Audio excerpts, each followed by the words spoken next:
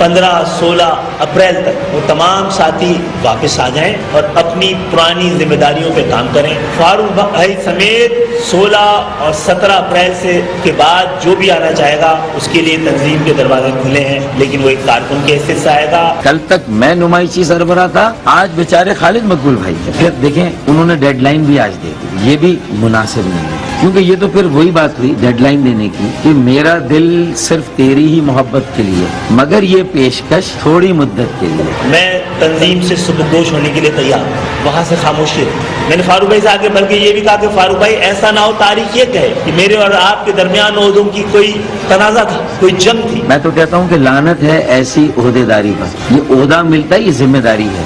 میں اسی نشان پر الیکشن لڑوں گا اور ایم کیو ایم پاکستان کے نام سے ہی الیکشن لڑوں گا. آج اسمبلی میں جو اراکین بیٹھے ہیں وہ کس مینڈیٹ کے تحت بیٹھے ہیں جنہوں نے ایم کیو ایم کو چھوڑا ہے؟ تو اس کا مطلب یہ ہے کہ اپنا مینڈیٹ کسی کا بھی نہیں ہے. کراچی کے لوگ دیکھ رہے ہیں کہ ان کے ساتھ کیا ہو رہا ہے. سارا پنڈ بھی مر جائے، آپ نے چودھری نہیں بننا. کچھ بھی ہو جائے ووٹ پتنگ کا ہے. السلام علیکم ناظرین، welcome to the show live with Nadia Mirza and I'm Nadia Mirza. ناظرین آج کی جو سب سے بڑی خبر ہے وہ خبر تو یہی ہے کہ سابق وزیر اعظم نااہل وزیر اعظم میاں محمد نواز شریف صاحب چوتھی دفعہ تا حیات نااہل قرار دیے جا چکے ہیں ایک عدالتی فیصلے کے تحت. اور جس طرح سے میاں محمد نواز شریف صاحب اور جو ان کے پورا خاندان ہے، جو پوری ان کی سیاسی جو امپائر ہے، وہ بڑی اچھی طرح سے جانتی تھی کہ فیصلہ یہی آنا ہے. شاید یہی وجہ تھی کہ وہ اس کے جو کیس تھا اس کا خود وہ حصہ بھی نہیں بنے اور وہ یہ ہیئرنگ جا کے اٹینڈ بھی نہیں کرتے تھے. لیکن بہرحال یہ فیصلہ آ گیا اور ایک دفعہ پھر یہ باتیں شروع ہو گئی کہ ہمارے خلاف سازش ہو گئی ہے، ہمیں کیوں نکالا ہے، ہم نے تو بیٹے سے تنخواہ ہی نہیں لی ہے. یہ ساری باتیں سن کے اب بہت پرانی ہو چکی ہیں. میرے خیال ہے مارکیٹ میں کوئی نئی چیز لائیں جس پہ اب لوگ اعتبار کرنا بھی شروع کریں. بہرحال اور یہ فیصلہ صرف نواز شریف تک محدود نہیں ہے، یہ جہانگیر ترین صاحب بھی اس کی زد میں آئے ہیں، وہ بھی تا حیات نااہل ہو چکے ہیں. یہ تو تھی آج کی سب سے بڑی خبر اور اس پہ بات بھی ہوگی. ہم اپنے پروگرام میں بھی اس کا حصہ بنائیں گے. لیکن جو ایک اور امپورٹنٹ بات کرنی ہے وہ بات کرنی ہے کیونکہ اب ماحول اب سیاسی بنتا جا رہا ہے اور اس سے تمام تر جو سیاسی جو پارٹیز ہیں وہ باقاعدہ طور پر الیکشن کیمپین کر رہی ہیں، انتخابی مہم کا باقاعدہ انہوں نے آغاز کر دیا ہے. ایسے میں سندھ کو نظر انداز کرنا سندھ کے ساتھ زیادتی ہوگی اور ایسے میں سندھ کے شہری علاقوں کو نظر انداز کرنا بھی زیادتی ہوگی اور جو اکنامک ہب ہے کراچی اس کی سیاست کو نظر انداز کرنا بھی ایک بہت بڑی زیادتی ہوگی. سندھ اسمبلی میں ہم نے دیکھا کہ اپوزیشن لیڈر تبدیل کرنے کی باتیں ہو رہی ہیں. یہ ابھی صرف باتیں ہو رہی ہیں، ان پہ عمل درآمد ہو سکتا ہے نہیں ہو سکتا ہے. آئین کیا کہتا ہے، قانون کیا کہتا ہے، شخصیات کیا کہتی ہیں، جو اپوزیشن لیڈر ہیں اس وقت وہ خود کیا کہتے ہیں، ان تمام چیزوں پہ ہمیں بات کرنی ہے. اور اس کی وجہ یہ ہے، اس کا طریقہ کار یہ ہے کہ جب ایم کیو ایم کے جو دھڑے بندی کا شکار ہونے والے اور اس چیز سے فرسٹریٹڈ ہونے والے M P S M N S M P S خاص کر جب بڑی تعداد میں ان کو کوئی جگہ نہیں ملی تو انہوں نے ایک درخت کا انتخاب کیا. اس درخت کا نام ہے پی ایس پی اور وہ سارے پرندے وہاں سے اڑ کے وہاں جانے لگے اور پی ایس پی کو یہ گمان ہونے لگا کہ اب ہمارے پاس ایک بڑی طاقت آتی جا رہی ہے تو کیوں نہ ہم دیگر پولیٹیکل پارٹیز اپوزیشن پارٹیز کے ساتھ مل کر یہ اپوزیشن لیڈر کو تبدیل ہی کر دیں. مجھے بڑی حیرت ہوتی ہے مصطفیٰ کمال صاحب کے ساتھ جو کچھ عرصے پہلے تک اصولوں کے گن گاتے تھے، اصولوں کی سیاست کرتے تھے اور یہی ایم کیو ایم تھی جس کو کہتے تھے کہ جی آپ کے پاس جو مینڈیٹ ہے وہ آپ کا مینڈیٹ نہیں ہے، وہ الطاف حسین کا مینڈیٹ ہے، وہ آپ کے بانی تحریک کا مینڈیٹ ہے. اگر آپ کو واقعی مینڈیٹ چاہیے، اگر آپ اپنے آپ کو ثابت کر سکتے ہیں تو جائیے جی فریش مینڈیٹ لے کر آئیے. اور آج وہی مصطفیٰ کمال صاحب سارا باسی مینڈیٹ لے کے کہتے ہیں کہ وہ اپوزیشن لیڈر تبدیل کر دیں گے. کچھ عرصے پہلے تک مصطفیٰ کمال صاحب کیا کہتے رہے، مجھے میری بات پہ نہ یقین کیجیے گا، انہی کی زبانی سن لیجیے گا. جس مینڈیٹ کی بات ہو رہی ہے کہ یہ مینڈیٹ نہیں جانا چاہیے، یہ جو فاروق ستار اینڈ کمپنی سارے لوگ M N A M P S اپنی جاب بچانے کے لیے لگے ہوئے، یہ مینڈیٹ کیا فاروق ستار کا تھا؟ کیا لوگوں نے یہ گالیاں پاکستان سننے کے بعد یہ مینڈیٹ دیا ان کو؟ او بھائی یہ مینڈیٹ اس وقت ملا ہے جب فاروق ستار کے قائد تحریک الطاف حسین تھے، وہ سلیکٹ کر رہے تھے M P M N S. یہ تو الطاف حسین کا مینڈیٹ ہے. الطاف حسین کے مینڈیٹ کو بھی لات ماریں اگر آپ میں جرت ہے تو. اب مجھے نہیں پتا کسی میں جرت ہے یا کسی میں جرت نہیں ہے، کسی میں جرت نہیں ہے کہ وہ لات مارے اور کسی میں جرت نہیں ہے کہ اس کو ایکسیپٹ نہ کرے. جو ہمارے سے آنریبل گیسٹ ہیں ان سے آپ کا تعارف کرا دیتی ہوں، پروگرام کا باقاعدہ آغاز کریں گے. سندھ اسمبلی میں اپوزیشن لیڈر اظہار الحسن صاحب ہمارے ساتھ یہاں پر موجود ہیں. السلام علیکم اظہار الحسن صاحب، بہت شکریہ جی آپ کے ٹائم کا. वालेकुम अस्सलाम। ख्वाजा इजहारुल हसन साहब और उसी के साथ साथ डिफेंस और political analyst general retired Amjad Shoaib साहब। अस्सलाम वालेकुम जनरल साहब, बहुत शुक्रिया जी आपके टाइम का भी। ख्वाजा साहब, मैं इससे पहले क्या जो अपोजिशन लीडर की बातें हो रही हैं, मैं जरा नवाज शरीफ साहब के केस पर आ जाती हूँ, क्योंकि एमक्यूएम वो वाहिद पार्टी है जिसकी अभी भी बजाहिर, मुझे नहीं पता, कुछ बयान से मुझे लगता है कि कहीं ना कहीं हमदर्दियां जो है वो मियां नवाज शरीफ के साथ जाके जुड़ जाती हैं, और उसकी जो वो लॉजिक पेश करती है, वो कहती है कि जी देखिए कुछ अरसे पहले हमारे साथ ऐसा हो रहा था और अब नवाज शरीफ साहब विक्टिम है, तो ये सिलसिला अब यूं ही चल रहा है, पहले हम थे, आज वो है, कल कोई और होगा। ऐसे ही है या मौकफ में तब्दीली आई है ख्वाजा साहब? नहीं, मैं हतमी तौर पे ये बात यकीन से नहीं कह सकता कि ये मौक़िफ़ आपने एमक्यूएम का किस जिम्मेदार से सुना, लेकिन ये जरूर है कि हम एक बहुत बड़ी सियासी हमारे साथ जो एक सूरत हाल है उसमें एक परेशानी है, जिसमें हमारे ऊपर दबाव की भी कैफियत है, सियासी आज़ादी भी नहीं है, मसाइल भी बहुत हैं, कंपटीशन भी बहुत है, और इसमें बहुत सारे दरपर्दा बहुत सारे मसाइल हैं। लेकिन मियां नवाज शरीफ साहब की जो सूरत हाल है वो उस तरह की नहीं है। उनके साथ तो अदालती मामला है, हमारा जो अदालत सिलसिला है वो अलग है, लेकिन उनके साथ जो मामला है वो सुप्रीम कोर्ट, फिर उसके बाद दरपर्दा दीगर स्कैंडल्स, और फिर उसके बाद उनके खिलाफ जो कुछ भी फैसले आते रहे। तो मेरा ख्याल है इसको इस तरह से नत्थी करना नहीं, नत्थी दरअसल ख्वाजा साहब उसकी वजह यह है कि आप तो कह रहे हैं बड़ी मासूमियत के साथ वो जो कि ये अदालती मामला है, लेकिन जिनका ये मामला है वो इस बात को मानने को तैयार नहीं है ना कि ये अदालती मामला है। वो तो कहते हैं कि हमारे पीछे तमाम इदारों का गठजोड़ है, हमारे खिलाफ ये तमाम तर साजिश हो रही है, वही साजिश जो आप कहते रहे कि आपके खिलाफ साजिश हो रही है। देखें, हमारे खिलाफ जो हमने बात की है, हमने खुल के बात की है, ठीक है ना। हमने अगर ऑपरेशन के ऊपर जिसके हम हामी हैं, एक पुरअमन कराची में पुरअमन सियासी फिजा के हम हामी हैं, लेकिन जहां जहां उसमें अगर हम समझते हैं खामियां हैं तो हम खुलकर बयान करते हैं, और हम बयान करते रहे हैं और 100 दफा करते रहे इसी तरह। लेकिन उनके साथ जो सूरत हाल है वो यकीनन उनका मौका, देखिए जो विक्टिम होता है या जो भी एक्यूज होता है या जो भी कन्विक्ट होता है वो अपनी सफाई में अपने लोगों, अपने वोटरों को मुतमईन करने के लिए अपना स्टेटमेंट तो देगा, तो उनका स्टेटमेंट यकीनन उनका मौक़िफ़ हो सकता है, लेकिन मुझे मेरी जमात को उससे रिलेट करना मैं नहीं समझता। Okay fine. जनरल साहब, एक दफा फिर ज्यादती हो गई, एक दफे बेटा हमने तनख्वाह नहीं ली और हमें फिर निशाना बना दिया, रोक सको तो रोक लो। आन मरियम, पहले तो नवाज शरीफ साहब जो नायल वजीर आज़म वही रुंधी हुई आवाज में नारे लगवाते थे, आज मरियम साहबा की आवाज भी थोड़ी सी रुंधी हुई थी, वो भी नारे लगवा रही थी, रोक सको तो रोक लो। तो ये जो रोक सको तो रोक लो, ये रुक नहीं रहा, ये मामला ऑटोमेटिकली रुकते हुए आपको नहीं दिखाई दे रहे, अब तो तायात पाबंदी लग गई, और कैसे रुकेगा? बिस्मिल्लाहिर्रहमानिर्रहीम।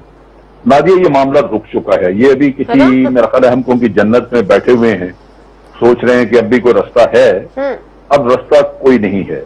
ना वो इलेक्शन लड़ सकते हैं और ना ही वो कोई ऐसा अमल कर सकते हैं सियासत नहीं कर सकते, अब वो नहीं कर सकेंगे, आईनी गुंजाइश कोई नहीं आती। अब बात सीधी सी है कि ठीक है वो लोगों को बेवकूफ बनाने की कोशिश कर रहे हैं और उनके कुछ फॉलोअर्स हैं जो आके बेवकूफ बनते भी हैं, लेकिन ये चीज वो ध्यान में रखनी चाहिए कि अगर उनको 10 करोड़ वोट भी मिल जाएं तो उनको ये जुर्म जो वो करते, जिसका इर्तिकाब किया हुआ, वो माफ नहीं होगा। एक आदमी कत्ल कर लेता है, ताजीरात पाकिस्तान के तहत उसकी सजा है। बहुत बदकिस्मती कि अगर वो पॉपुलर आदमी हो, लीडर हो, उसकी फॉलोइंग भी हो, फिर उसको कत्ल तो नहीं करना चाहिए था, लेकिन अगर उसने कत्ल कर दिया तो सजा अपनी है अलग, उसके वोट अपनी जगह पे होंगे। तो ये चीजें दो अलग करने वाली हैं, ये अवाम को समझना चाहिए। मियां साहब पॉपुलर है, बड़ी अच्छी बात, लेकिन जहां उन्होंने ये लूटमार की हुई है वो उसकी मेरा ख्याल सजा उनको मिलेगी। चलिए ठीक है, लूटमार की सजा मिलेगी, लेकिन उससे पहले लूटमार साबित होनी बाकी है अभी। वो तो चल रहा है प्रोसेस। हाँ, वही मैं कह रही हूँ, वो तो प्रोसेस चल रहा है। ख्वाजा साहब, अब आ जाते हैं, जब जनरल साहब भी आईनी हैसियत की बात कर रहे हैं, कानूनी हैसियत की बात कर रहे हैं, आईन और कानून की बात कर रहे हैं, तो जरा इस पर ही आ जाते हैं। आप माशाल्लाह से अपोजिशन लीडर हैं सिंध असेंबली में, और एमक्यूएम के सरकर्दा रहनुमा हैं। एमक्यूएम धड़ेबंदी का शिकार हुई, धड़ेबंदी का शिकार हुई, उसमें से एक धड़े को आपसे आप भी वाबस्ता हैं, आपकी भी एफिलिएशन है। मुझे ये बताइएगा कि आपके दिल में ये खौफ है, ये खदशा है कि आपसे ये अपोजिशन लीडरशिप जो है ये आपसे छीन सकती है या छीन ली जाएगी, ये डूएबल है सर? لیکن پہلی چیز تو یہ کہ یقیناً جو اس وقت صورتحال ہے ہماری جماعت کی اس میں بظاہر یہ دڑے بندی نظر آ رہی ہے، لیکن اب بھی دونوں جانب رابطے ہیں اور ساتھ ہی ادھر بھی اور ادھر بھی جا کے ایک دوسرے سے مل بھی رہے ہیں، بات چیت بھی کر رہے ہیں، میں بھی جا رہا ہوں اور بہت سارے لوگ ہیں، اور امید کرتے ہیں کیونکہ میڈیا پہ اس وقت یہ بات ہوئی ہے تو جو خاص طور پہ سندھ کے شہری علاقے کے لوگ ہیں وہ پر امید رہے ہیں صورتحال بہتر ہوگی۔ جہاں تک بات ہے اپوزیشن لیڈر کی، دیکھیں میں تو اپنی پارٹی کو سمیٹنے میں میری توجہ زیادہ ہے، ترجیحات زیادہ ہیں۔ یہ سیٹ پارٹی کی ہے، یہ سیٹ لوگوں کی ہے، ووٹرز کی ہے، سپورٹرز کی ہے، کارکنان کی ہے۔ یہ سیٹ اگر اس طریقے سے آرٹیفیشل طریقے سے کاسمیٹک طریقے سے اگر کہیں جاتی ہے تو مجھے کوئی فرق نہیں پڑتا، میری ذات کو کیا فرق پڑتا ہے، لیکن میں اگر اس عہدے پر اس پوزیشن پر رہ کر اس کے ساتھ انصاف کر رہا ہوں اور ایک جینوئن سندھ کی دوسری بڑی جماعت قطع نظر اس سے کہ اس کے آپس کے اختلافات کیا ہیں کہ وہ 50 MPs کے اوپر اگر میں موجود ہوں تو میں یہ سمجھتا ہوں کہ میں تو تمام جماعتوں کے ساتھ بھی اپنا کانفیڈنس رکھا ہوا ہے، تو لیکن اگر میرے اپوزیشن کی تمام جماعتوں کے لوگ اگر یہ سمجھتے ہیں کہ نہیں جی اپوزیشن لیڈر جو پچھلے 3 سال میں انہوں نے اگر کوئی کوشچن رکھنا ہے یا انہوں نے کوئی فیصلہ کرنا ہے یا کسی دباؤ کا شکار ہونا ہے تو مجھے اس کی کوئی پرواہ نہیں ہے، کوئی پرواہ نہیں ہے۔ یہ سیٹ ہے پارٹی کی، پارٹی نے دی تھی اور یہ جاتی ہے تو پارٹی کے انعام پر ہی جائے گی۔ نہیں لیکن اول تو اگر وہ جاتی ہے تو اس کی آئینی اور قانونی حیثیت کیا ہوگی، اس پر بھی ہم مختصر سے بات کر لیں گے، لیکن جس کے پاس جا رہی ہے وہ بھی تو ایک بہت بڑا سوالیہ نشان ہے کہ وہ ایک پارلیمانی جماعت ہی نہیں ہے تو اس کے پاس کیسے جا رہی ہے۔ جنرل صاحب اس پہ ذرا میں آپ سے بات کروں گی کیونکہ مصطفیٰ کمال صاحب اور ان کی پارٹی وہ پارٹی ہے جو تمام لوگ کہتے رہے کہ جی اسٹیبلشمنٹ اس کو لے کر آئی ہے اور باقاعدہ طور پر میدان میں اتارا ہے، ان کو ختم کرنے کے لیے اتارا ہے، اور آخر بالآخر وہ وقت بھی آیا جب مصطفیٰ کمال صاحب اپنے منہ سے کہنے لگے کہ ہاں جی ایسا ہی ہے۔ تو ایسے میں جو یہ تمام چیزیں سندھ میں ہو رہی ہیں، وفاق میں جو ہو رہی ہے اس کی جھلک ہمیں سندھ میں نظر آ رہی ہے، تو حالات کس رخ جا رہے ہیں اور سندھ کے لیے کیا سوچا جا چکا ہے؟ مختصر سا بریک واپس آتے ہیں بات کرتے ہیں۔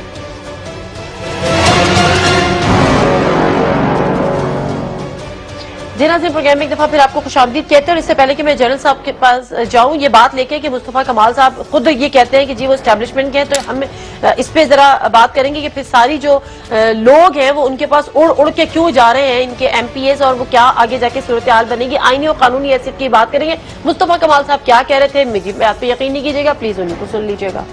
آج میں پورے پاکستان کو یہ بتانا چاہتا ہوں، ہمیں اسٹیبلشمنٹ نے بلا کر فاروق ستار سے ملوایا ہے۔ میں آج پورا سچ بولتا ہوں، طے پایا 8 مہینوں میں ایک کوئی تیسری جماعت بن جائے، ذرا سا میں کوئی اونچا بیان دے دوں، شکایت کہاں کرتے ہیں فاروق ستار صاحب ان کی ٹیم اسٹیبلشمنٹ کو، اور فوراً ہمارے پاس میسج آ جاتا ہے کہ بھائی تھوڑا سا ہلکا بولیں۔ میں نے کہا تھا جھوٹ اتنا بولنا کہ مجھے سچ نہ بولنا پڑے۔ اسٹیبلشمنٹ بالکل یہ چاہتی ہے رو کے ایجنٹ الطاف حسین کے نام پر اور اس کی فلسفی پہ رو کا کام اس شہر میں نہیں ہونا چاہیے، اس کے لیے ان کو جو کرنا پڑے گا وہ کریں گے۔ یہ بات جو میں کہہ رہا ہوں یہ تو ISPR کو بیٹھ کر کرنی چاہیے تھی۔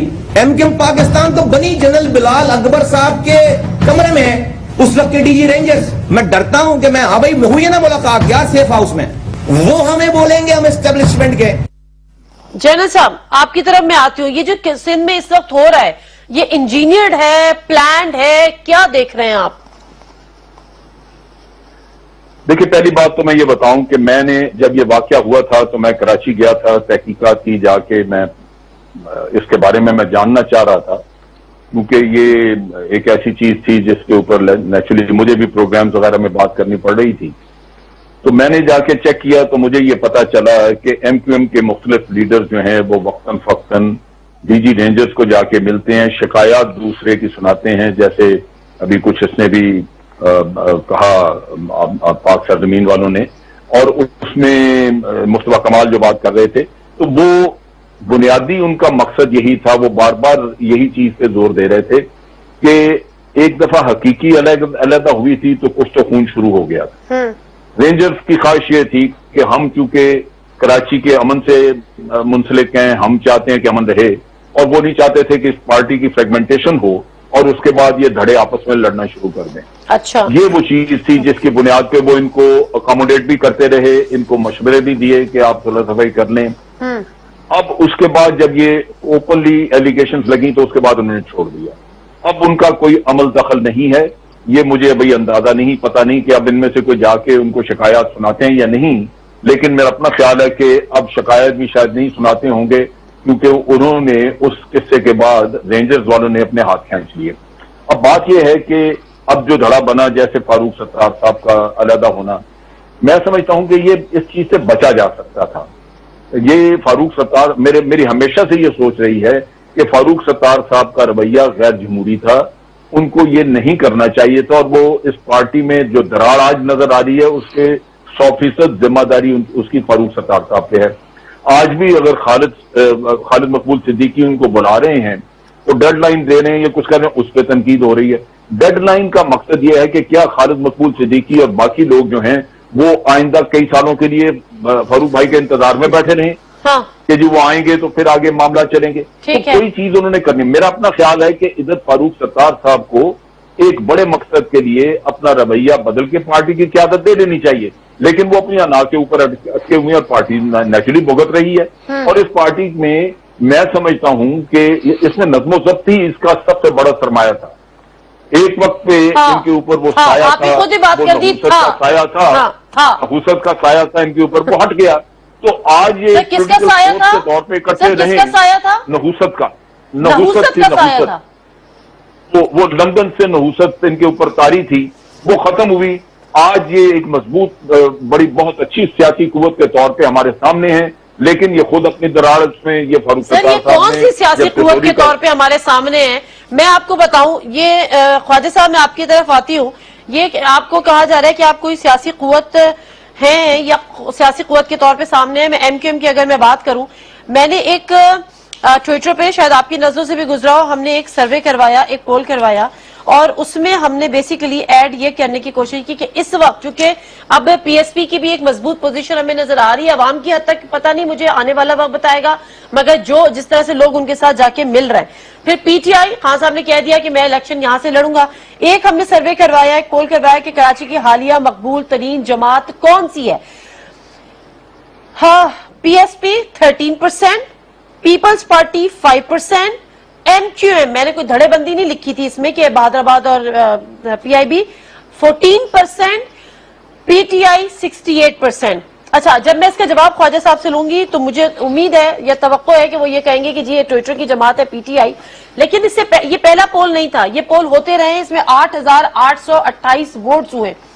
میں نے کبھی پی ایس پی کو 13% یا ایم کیو ایم کے آس پاس کھڑے ہوئے نہیں دیکھا. جب اس سے پہلے کے پول ہوتے رہے ہارڈلی اگر 5%, 10%, تو ہمیں ایم کیو ایم 50%, 60% یا 40% نظر آتی تھی.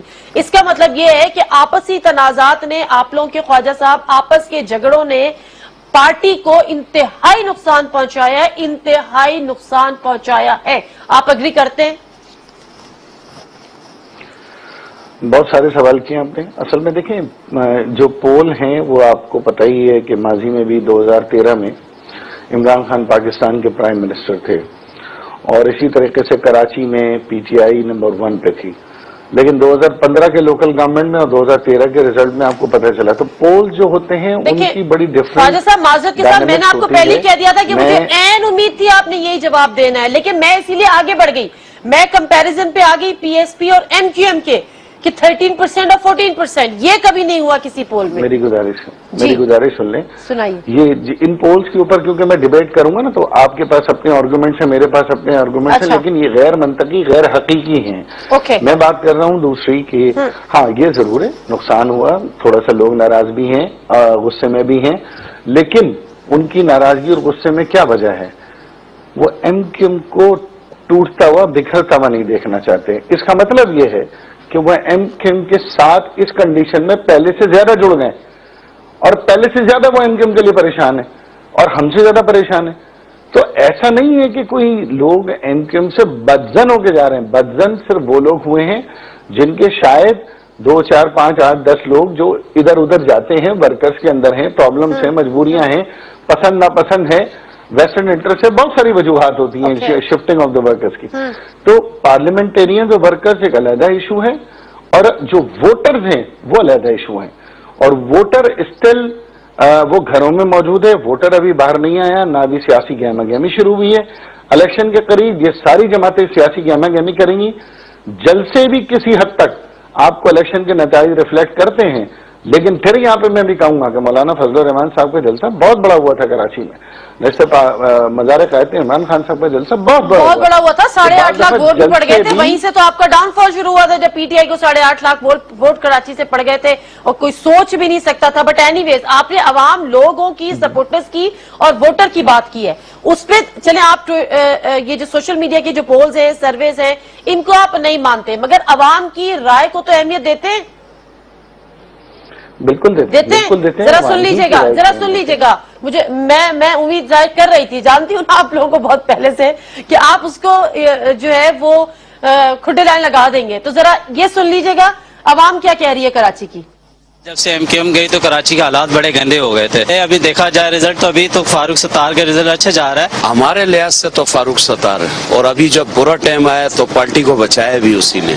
मेरे लिहाज से फारूक सत्तार निहाती ईमानदार, निहाती शरीफ इंसान है। 40 साल से देख रहे हैं एमक्यूएम के लिए जितनी कुर्बानी उसने दी किसी ने नहीं दी। तो फारूक सत्तार जो हिसाब से मेहनत कर रहे हैं, मैं समझता हूँ कम से कम कराची के लिए हमें उसको वोट देना चाहिए। बेरोजगारी पे कुछ काम करें, कोई पानी पे काम है, कुछ बिजली पे काम है, कोई गैस का जो भी काम है, रोड वगैरह हैं, गटर की लाइनें हैं, सफाई का हाल देख लें, कुछ भी फायदा नहीं है, आवाम को कुछ नहीं मिलेगा।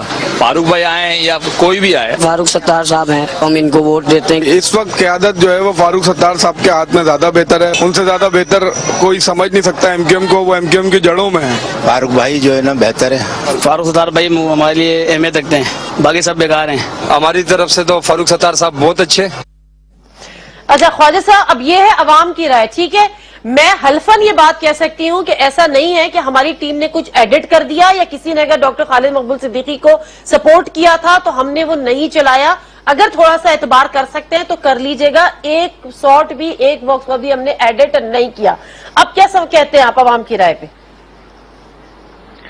नहीं, मैंने क्या हम फारूक भाई के फॉर और अगेंस्ट प्रोग्राम करें? मुझे तो खुशी हुई लोगों के रिमार्क सुनकर, मुझे तो अच्छा लगा कि फारूक भाई के लिए बात की। तो इसका मतलब ये है कि फारूक भाई और एमक्यूएम अलग थोड़ी हैं जी। इसका मतलब ये है कि यार फारूक भाई की बात की है तो इसका मतलब है स्टिल एमक्यूएम। तो इसका मतलब ये है कि डॉक्टर खालिद मकबूल सिद्दीकी साहब जो अपने आप को कन्वीनर समझ के उस ओहदे पर बैठ गए हैं, और आमिर खान जैसी शख्सियात जो फारूक सत्तार साहब के इंतहाई अगेंस्ट है, वो पब्लिक में वेट नहीं रखती।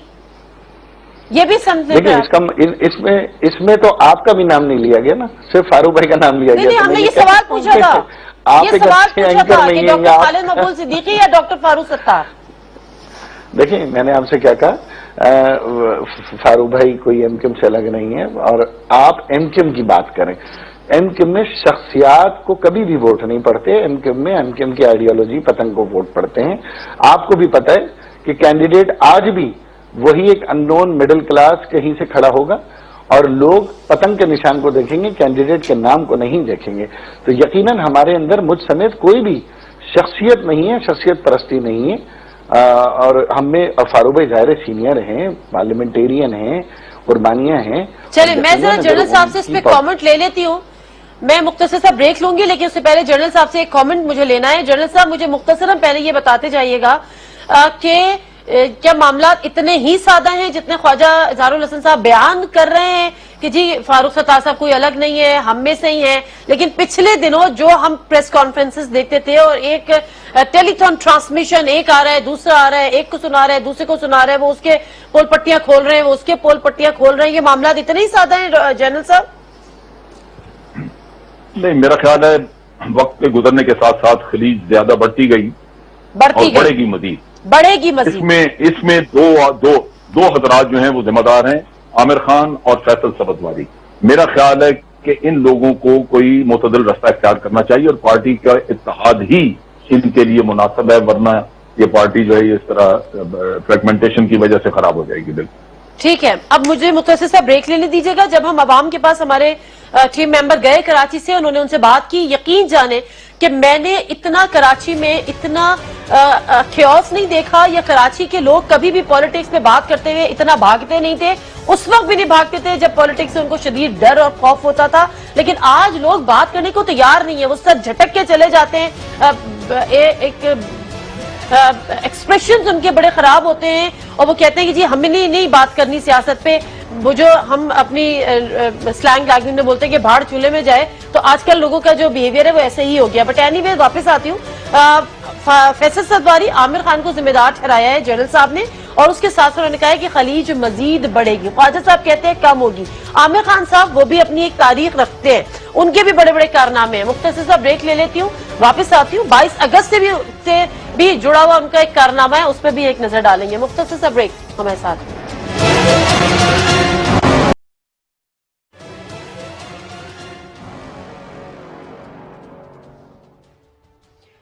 جی ناظرین, اس سے پہلے کہ میں خواجہ صاحب کی طرف جاؤں اور رسپونڈ کریں کہ جنرل صاحب جو ذمہ دار ٹھہرا رہے ہیں فیصل سبزواری کو اور عامر خان کو. عامر خان صاحب کے جو کارناموں کا میں ذکر کر رہی تھی, ویسے تو بہت تاریخ بھری ہوئی ہے, لیکن 22 اگست کو وہ کیا کہتے ہوئے پائے گئے تھے, اور اچانک آج ان کے اندر اتنا حب الوطنی کا جذبہ جاگا ہے, جگایا ہے یا نہیں جاگا ہے, ظاہر کر رہے ہیں. کیا کہہ رہے تھے 22 اگست کو, کس طرح سے پرووک کر رہے تھے, تمام تر حالات کے ذمہ دار ہم انہی کو سمجھتے ہیں. سنیے گا. یہ تمام کارکنان آپ کے ہیں, آپ کی قیادت میں ہی کام کریں گے. ہم کسی رابطہ کمیٹی کو نہیں جانتے, نہ ہمارا کوئی تعلق ہے رابطہ کمیٹی سے. آپ کی جو ہدایت ہوگی اس کے مطابق کام ہوگا.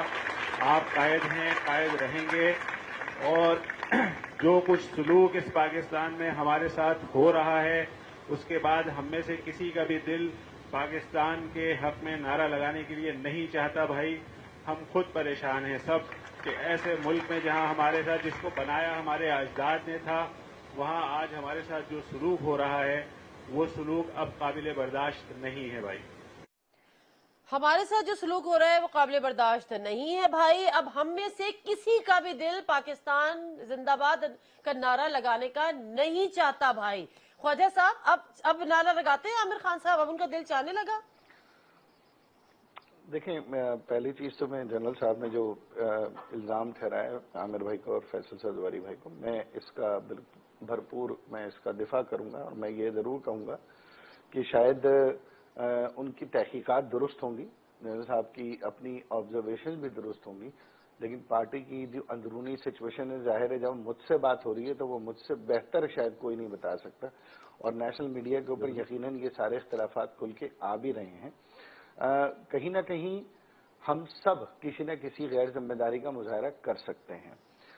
اس میں اسی چیز کی وجہ سے تو اختلاف ہوتے ہیں. سب اگر ہیپی وہ کہتے ہیں خوش ہوں اور سارے ون ون سچویشن ہو, تو پھر اختلاف ہوگا ہی کیوں؟ اختلاف ہوتا ہی تب ہے جب کہیں نہ کہیں رائے میں فرق ہوتا ہے, بدگمانی ہوتی ہے, کوئی ایک دوسرے کے خلاف ہوتی ہے. خیر وہ ایک علیحدہ ایشو ہے. تو اس میں پرسنز آئیڈینٹیفائی نہیں کیے جا سکتے, سچویشن آئیڈینٹیفائی کی جا سکتی ہے. اچھا, دوسری بات یہ کہ یقیناً 22 کو ایک افسوسناک صورتحال ہوئی ہے, اور اس پہ عامر بھائی خود ٹیلی ویژن پہ جا کے کلیئر کر چکے ہیں. ایک ڈپریسنگ صورتحال تھی, سب ڈپریس تھے, سب نے اپنے اپنے ڈپریشن کا کسی نہ کسی طرح اظہار کیا, لیکن اس کا قطعی مقصد بھی ملک کے خلاف کوئی بات کرنا, ملک کے خلاف کوئی نعرہ لگانا یا ایسی کوئی بات نہیں تھی. اور اس کو بڑا واضح طور پہ عامر بھائی نے اپنے انٹرویوز میں کلیئر بھی کیا. عامر بھائی انٹرویوز میں کلیئر کرتے رہیں, بے شک کرتے رہیں, ظاہر ہے وہ کریں گے, اس کے علاوہ ان کے پاس کوئی چارہ نہیں ہے, مگر مقصد جو بھی ہو کہا یہی گیا. دیکھیں, مقصد آپ انالائز نہیں کر سکتی, آپ نیتوں ظاہر ہے نیتوں کو اس طرح سے نہیں چیک کیا جا سکتا, لیکن میں پھر بھی ایک بات کہوں گا کہ اس پوری سچویشن کے بعد آخرکار 30 دسمبر کو M Q M national park میں پوری طاقت کے ساتھ کھڑی تھی. اس پوری سچویشن کے بعد 23 اپریل کو ایک تاریخی ریلی کراچی میں پوری طاقت کے ساتھ نکل چکی تھی. تو ایم کیو ایم اپنے اس بحران سے نکلنے کا فن جانتی ہے, اور یہ ایم کیو ایم کے ذمہ داران نہیں نکالتے, یہ ایم کیو ایم کے ووٹر سپورٹر کارکنان ہیں جو آج بھی ایم کیو ایم کو سنبھالے ہوئے.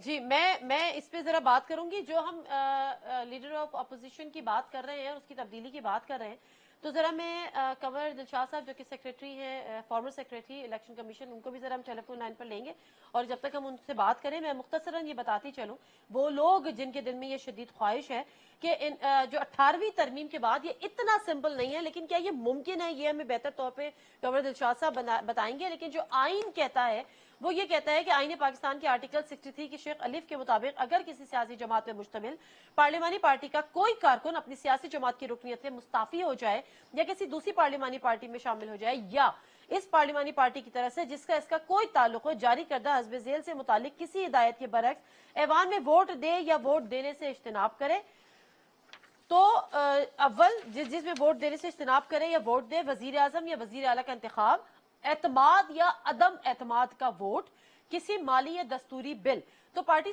کا سربراہ تحریری طور پہ اعلان کر سکے گا کہ وہ اس سیاسی جماعت سے منحرف ہو گیا ہے اس کی اور پارٹی کا سربراہ اعلان کی ایک نقل افسر صدارت کنندہ اور چیف الیکشن کو بھیج سکے گا لیکن اعلان کرنے سے پہلے پارٹی کا سربراہ مذکورہ رکن کو اس کے بارے میں اظہار وجہ کا موقع فراہم کیا جائے گا کہ کیوں نہ اس کے خلاف مذکورہ اعلان کر دیا جائے. اب یہاں پر کنور دلشاد صاحب ہمارے ساتھ ہیں, وہ زیادہ ہماری رہنمائی فرما سکیں گے. السلام علیکم کنور دلشاد صاحب. وعلیکم السلام. کنور دلشاد صاحب, معاملہ یہ ہے کہ ایم کیو ایم جو کہ ایک پارلیمانی جماعت ہے جس کی ظاہر سی بات اکثریت بھی ہے, اپوزیشن میں ہے تو ان کا ایک اپوزیشن لیڈر بھی ہے. دوسری طرف ان کے کافی سارے ایم پی ایس ایک ایسی پارٹی میں جا رہے ہیں جو کہ ابھی پارلیمانی جماعت نہیں ہے. میں بات کر رہی ہوں مصطفیٰ کمال صاحب کی پی ایس پی کی. تو اب وہ یہ کہہ رہے ہیں کہ جو دیگر اپوزیشن جماعتیں ہیں جو کہ پارلیمان کے اندر بیٹھی ہیں ان کے ساتھ مل کر لیڈر آف اپوزیشن تبدیل کر سکیں. کیا آئین 18ویں ترمیم کے بعد اس کی اجازت دیتا ہے یہ جو یا یہ فلور کراسنگ کے زمرے میں آتی ہے یا نہیں آتی ہے؟ جب تک الیکشن کمیشن آف پاکستان ان کی صوبائی اسمبلی کی ممبرشپ کے بارے میں فیصلہ نہیں کر دیتا اس وقت تک ان کے خلاف کسی قسم کی عدم اعتماد کی تحریک پیش نہیں ہو سکتی, کیونکہ وہ الیکشن کمیشن پاکستان کے ریکارڈ میں وہ باقاعدہ ایم کیو ایم کے نمائندے ہیں, ایم کیو ایم کے ممبر ہیں صوبائی اسمبلی کے. اگر وہ اپنے انحرافات کرتے ہوئے یا پالیسی اختلاف کرتے ہوئے دوسری پارٹی میں جاتے ہیں اور دوسری پارٹی ابھی تک پارلیمانی پارٹی نہیں ہے تو ان کے خلاف کوئی قرارداد پیش نہیں ہو سکتی. اور یہ اسپیکر صاحب جو ہے آزاد سراج گونی صاحب وہ بہت ہی قانون کو سمجھنے والی شخصیت ہے, تو وہ اس قرارداد کو پیش نہیں ہونے دیں گے. اگر پیش کی تو وہ ریجیکٹ کر دیں گے. اچھا, اس لحاظ سے وہ قانونی طور پہ اس کی کوئی گنجائش نہیں. اوکے کنور صاحب رکیے گا. خواجہ صاحب, کیا آپ نے بحیثیت اپوزیشن لیڈر یا اپنی پارٹی کا آپ کے پارٹی کے سربراہ انہوں نے یہ ان رائٹنگ دے دیا ہے کہ جی یہ لوگ اب پارٹی بدل دی ہے تو اب یہ ہمارے ممبرز نہیں ہیں اور یہ پہ فلور کراسنگ پہ ان پہ یہ تمام چیزیں لاگو ہوں گی یا نااہل ہو جائیں گے؟ جی ہاں بالکل, ان رائٹنگ دے دی ہے, اسپیکر کو بھی دے دی ہے, الیکشن کمیشن کو بھی دے دی ہے, پبلیکیشن بھی کر دی ہے, اظہار وجوہ کے نوٹسز بھی دے دی ہیں اور کیس پینڈنگ ہے الیکشن کمیشن اسلام آباد میں. اچھا, تو ابھی کیس پینڈنگ ہے تو اب آپ سمجھتے ہیں کہ ایسا ممکن ہے کہ آپ کو ریپلیس کر دیا جائے جتنی بھی اکثریت ان کے پاس ہو جائے؟ دیکھیں اس میں بڑی ٹیکنیکلٹیز ہیں, ڈفرینٹ ٹیکنیکلٹیز ہیں, سگنیچرز ہیں, کس پارٹی کے ایم پی اے ہیں, پارلیمانی پالیٹکس میں ان کا رول کیا ہے, ان کا سٹیٹس کیا ہے, بہت ساری ایمبیگوٹیز ہیں اس میں جو کہ اسپیکر کویشچن کر سکتا ہے. لیکن میں پھر بھی کہہ رہا ہوں, میں شاید آج پہلا پروگرام ہے جس میں نے اتنی تفصیل سے اپوزیشن لیڈر کے اوپر بات کی ہے. مجھے میری ذات کو بالکل نہ میری پارٹی کو اس بات کی فکر ہے کہ کسی بھی طریقے سے منورنگ کر کے آرٹیفیشل طریقے سے اگر اپوزیشن لیڈر چینج ہوتا ہے تو ہم بالکل ریزسٹ نہیں کریں گے. ہم آئینی قانونی پوزیشن سمجھتے ہیں اور اگر کبھی ایسا ہوتا بھی ہے تو ہمیں کوئی فرق نہیں پڑتا. چلیں, میں پروگرام کو ختم کرنے سے پہلے ذرا جنرل صاحب آپ سے جانوں گی کہ کراچی کی سیاست کا, سندھ کی سیاست کا, سندھ کی شہری علاقوں کی سیاست کا آنے والے وقت میں آپ مستقبل کیا دیکھ رہے ہیں؟ کیا پی ٹی آئی وہاں پہ جگہ بنانے میں کامیاب ہو جائے گی؟ خان صاحب وہاں سے الیکشن لڑنے کا اعلان کر چکے ہیں. پی ایس پی میں جس طرح سے لوگ جا رہے ہیں تو وہاں پر کیا پی ایس پی کا کوئی فیوچر ہے؟ تو ایسے میں پھر ایم کیو ایم کہاں کھڑی ہے اور کھڑی بھی ہے کہ نہیں کھڑی ہے؟ دیکھیں میرا اپنا اندازہ یہ ہے کہ ابھی وقت آ رہا ہے جہاں الائنسز وغیرہ بنے گی اور میں یہ بھی توقع کرتا ہوں کہ ایم کیو ایم کے دھڑے جو ہیں یہ اکٹھے ہو جائیں گے. یہ ان کے مفاد میں بھی ہے, ہمارے مفاد میں بھی یہی ہے, بجائے اس کے کہ چھوٹی چھوٹی پارٹیاں اور چھوٹے چھوٹے دھڑے بن جائیں اور سارا پولیٹیکل سین جو ہے وہ ایک بالکل ڈسٹارٹڈ نظر آئے. تو وہ تو ہونا چاہیے. لیکن میرا اپنا اندازہ ہے کہ اس دفعہ پارٹیوں میں تقسیم ہوگی اور ہو سکتا ہے کہ کولیشن گورنمنٹ بنانی پڑے سندھ میں. کوئی ایک پارٹی اس طرح پوزیشن میں نہ ہو کہ وہ اکیلے اپنی گورنمنٹ بنا سکے. ٹھیک ہے, कितने पर उम्मीद हैं आप पीएसपी के हवाले से? Khwaja Sahab last comment please, और पीटीआई के हवाले से कराची में 8.5 लाख वोट पड़ गए थे 2013 में, इस दफा क्या एक्सपेक्ट कर रहे हैं? 16, क्योंकि खान साहब तो लड़े नहीं थे, अब तो खान साहब लड़ेंगे, इलेक्शन कैंपेन भी वहां पे आके लड़ेंगे, तो फिर क्या सोचा है? 8.5 से डबल हो जाएंगे यानी 17 लाख? अच्छा, बड़ी हैरानगी की बात है कि आप एमकेएम के रुकन से दूसरी जमात की तवक्कुआत और उनकी कारकर्दगी पूछ रहे हैं। कैलकुलेशन तो आप लोग भी करके बैठे होते हैं ना। कैलकुलेशन तो सब होती है ना, आप लोग भी करके बैठते हैं। मुझे पहली चीज ये तो मुझे बड़े बावसूख जराए से पता है कि खान साहब कराची से इलेक्शन नहीं लड़ रहे। खान साहब ने कहा है कि मैं कराची से इलेक्शन लड़ूंगा, मेरे खुद इंटरव्यू में कहा है, वो कहे जरूर लड़ूंगा कराची से। अच्छा चले ना, मेरे जराए और आपके इंटरव्यू में देख लेते हैं ना क्या। चले ठीक है, चले ठीक है, आपके पास अंदर की खबरें ज्यादा होंगी सर, बड़े लोग हैं आप। अच्छा नहीं और बाकी ये कि जो हमारा मैंडेट है, खासतौर पर उर्दू स्पीकिंग महाजर मैंडेट, उसे ये बात अच्छी तरह पता है कि उसकी जमात की कारकर्दगी है या नहीं है। नहीं है, उसे पता है कि नहीं है। ख्वाजा साहब बहुत माजरत, ये उर्दू स्पीकिंग मैंडेट, ये महाजिर मैंडेट, उसको पता है कि एमकेएम की कारकर्दगी नहीं है। Can I finish? Sure, please, sir. Go ahead.